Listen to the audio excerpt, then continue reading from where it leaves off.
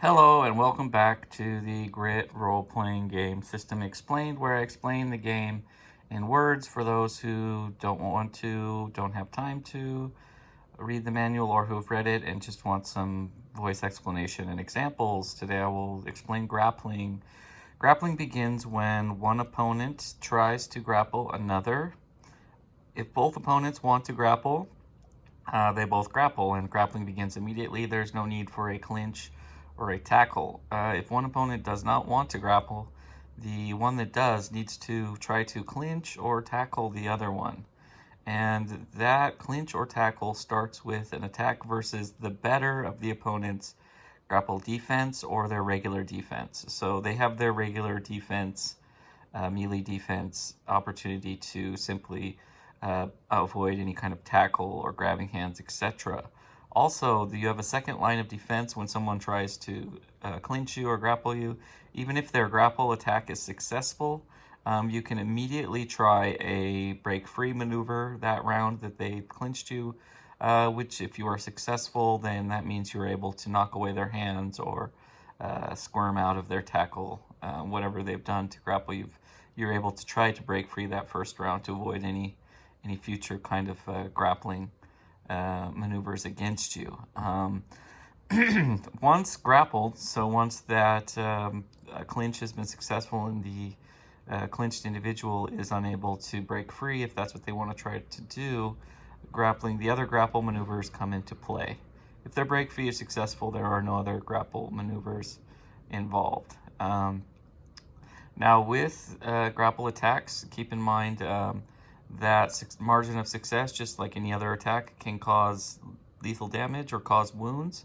The grappler, though, has the option to make the damage non-lethal, or which would be to try to knock the opponent unconscious.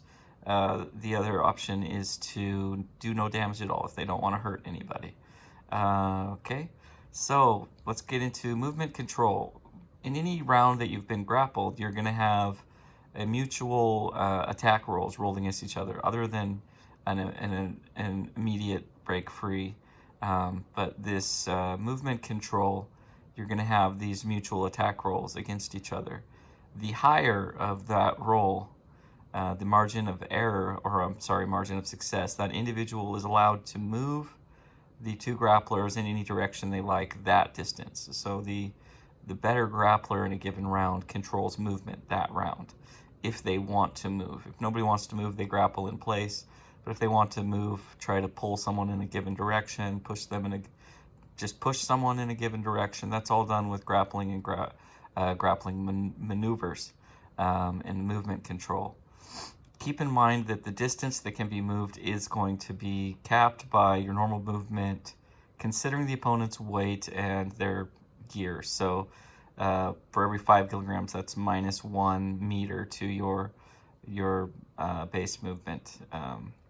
Plus, also you subtract any wounds any damage, wounds, etc. you're currently suffering in any engagements. So let's keep moving with that. So with successful attacks, there's a couple things you can do to an opponent besides breaking free. You can also bind them. Now, if you bind an opponent, they cannot do 4, 5, and 6. So basically, when you attack successfully, you can say, I'm going to use bind.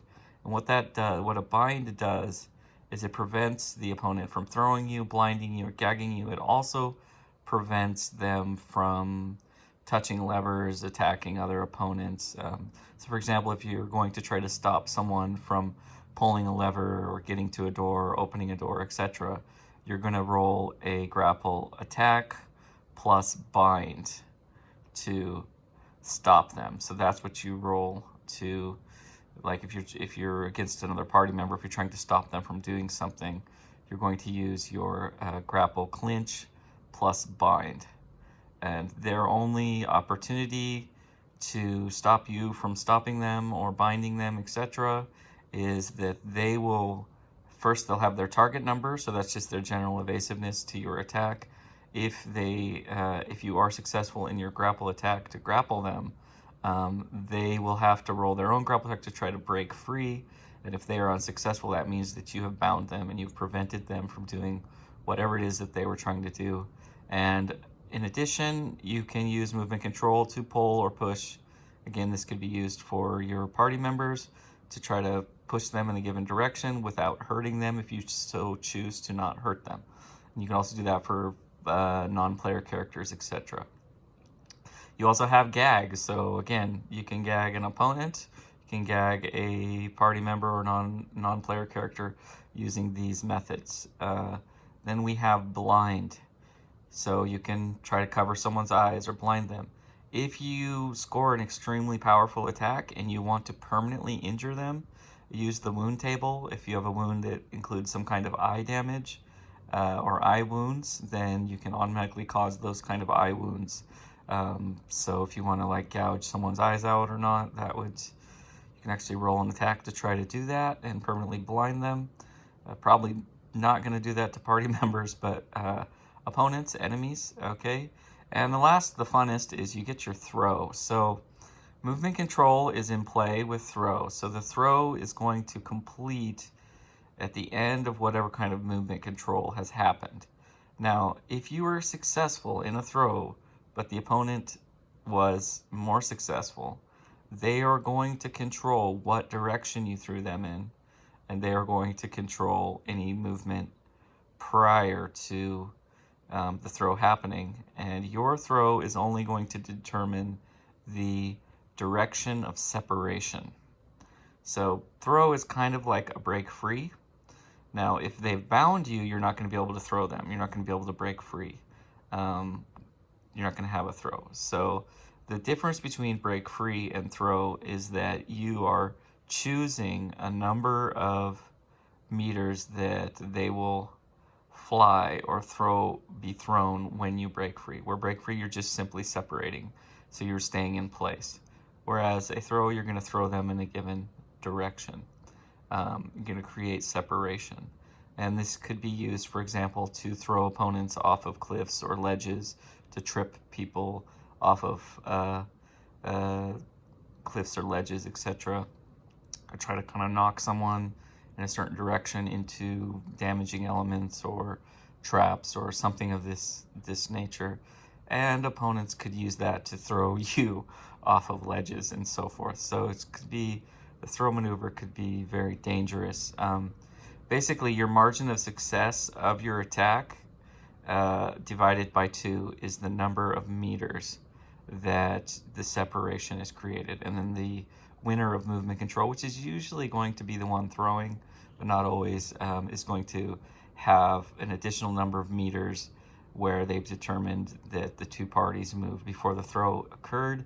And the movement control winner is going to determine which direction the separation occurs in. Okay, so they're going to have kind of 2 points. From A is the beginning of where the grappling started at the beginning of that round where you both were.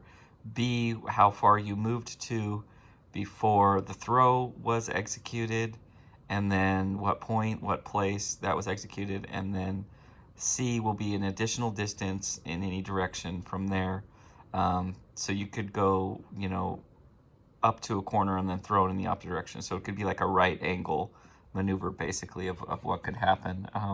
Descriptively, you can always say in the action that they moved this way and that way, but it's just the total distance of movement from beginning of round to throw execution, and then the total distance moved and the direction from the location where the throw occurred, and then the ending positions of the two grapplers post-throw. Now, you can descriptively and creatively, the movement control character can decide that, there was kind of a mutual throw. For example, if both characters were initiating throws, that they kind of mutually pushed off of each other and they both stumbled from the point of the throw. They both stumbled a few feet away in opposite directions, etc. So you can be a little bit creative in how that occurs. But whoever has the better total grappling roll that round gets to determine those directions and those distances, with the throw distance being the margin of success of the thrower's attack. That's all, and thank you very much.